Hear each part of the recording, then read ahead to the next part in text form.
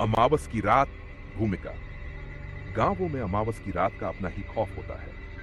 लोग अंधेरे में निकलने से बचते हैं, दरवाजे खिड़कियां कसकर बंद कर लेते हैं और घरों में दीपक जलाए रखते हैं। लेकिन एक गांव था जहां अमावस की रात सबसे भयानक मानी जाती थी, गंगापुर। वहां लोगों का मानना था कि हर अमावस की रात एक आत्मा गांव में घूमती है और जो भी उसे देख लेता वो अगले दिन जिंदा नहीं रहता।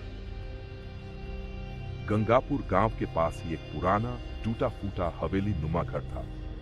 कहते हैं कि वहां कोई नहीं रहता था, लेकिन रात के समय वहां से किसी के रोने और चीखने की आवाजें आती थी। गांव के बुजुर्गों का कहना था कि वर्षों पहले वहां एक औरत को जिंदा जला दिया गया था और तभी से उसकी आत्मा हर अमावस को गांव में भटकती है। विनय, जो कि एक युवा शोधकर्ता था, इन अंधविश्वासों पर विश्वास नहीं करता था।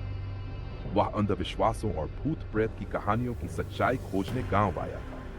गांव वालों ने उसे चेतावनी दी कि अमावस की रात बाहर न निकले, लेकिन उसने इसे मात्र एक कहानी समझकर अनसुना कर दिया। अमावस की रात आई। पूरा गांव सन्नाटे में डूबा था। हर घर की खिड़कियां बंद थीं और कोई भी बाहर नहीं निकला। लेकिन विनय अपनी टॉर्च और कैमरा लेकर उस हवेली की ओर बढ़ गया। हवेली तक पहुंचते ही उसे अजीब सी ठंड महसूस हुई। हवा बिल्कुल थम चुकी थी और चारों तरफ घना अंधेरा था। जैसे ही वह हवेली के अंदर गया, दरवाजा अचानक जोर से बंद हो गया। विनय ने पीछे मुड़कर देखा तो दरवाजा खुलने का नाम नहीं ले रहा था। तभी उसे एक धीमी सी सिसकी सुनाई दी। वह अपने कैमरे की रोशनी घुमाते हुए आगे बढ़ा। अचानक एक कोने में उसे सफेद साड़ी पहने एक औरत बैठी दिखी। उसके लंबे बाल चेहरे पर झुके हुए थे और वह जोर जोर से रो रही थी। विनय ने हिम्मत जुटाकर पूछा, कौन हो तुम?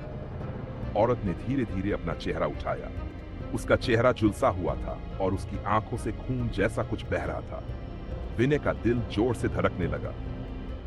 एक खौफनाक घुटी घुटी आवाज हवेली में गूंज उठी। विनय के हाथ से कैमरा गिर गया। तभी हवा में एक जोरदार झटका हुआ और अचानक औरत गायब हो गई। विनय को महसूस हुआ कि कोई उसके पीछे खड़ा है। उसने धीरे से पीछे मुड़कर देखा तो वही झुलसी हुई औरत उसके ठीक पीछे खड़ी थी, लेकिन इस बार उसकी आंखें जल रही थी। खौफनाक मंजर। विनय के मुंह से चीख निकलने ही वाली थी कि वह जमीन पर गिर पड़ा। अचानक हवेली की दीवारों पर खून के निशान उभरने लगे। दीवारों पर किसी ने खुरचकर लिखा था, मुझे इंसाफ दो। विनय कांप उठा। उसने भागने की कोशिश की, लेकिन पैर जैसे जमीन से चिपक गए थे। औरत धीरे धीरे उसकी ओर बढ़ रही थी। तभी हवेली के अंदर से किसी की दर्दनाक चीख गूंजी और विनय बेहोश होकर गिर पड़ा। सच का खुलासा। अगली सुबह गांव वालों ने हवेली में विनय को बेहोश पड़ा पाया। उसके शरीर पर नाखूनों के गहरे निशान थे। जब उसे होश आया तो वह बुरी तरह कांप रहा था। उसने गांव के बुजुर्गों से पूछा कि आखिर यह आत्मा कौन थी। गांव के एक वृद्ध ने बताया कि वर्षों पहले उस हवेली में एक विधवा औरत रहती थी, रूपा। गांव के कुछ दबंगों ने उसके साथ बुरा व्यवहार किया, उसे जला दिया और उसकी मौत को आत्महत्या बता दिया। तब से हर अमावस की रात उसकी आत्मा न्याय की तलाश में भटकती है। विनय को अब एहसास हो चुका था कि यह मात्र एक अंधविश्वास नहीं, बल्कि एक क्रूर सच्चाई थी। उसने ठान लिया कि वह इस मामले को उजागर करेगा। अंत। विनय ने पुलिस में रिपोर्ट दर्ज कराई। तहकीकात में पता चला कि गांव के कुछ पुराने रसूखदार लोग इस घटना के लिए जिम्मेदार थे। उन्हें गिरफ्तार कर लिया गया।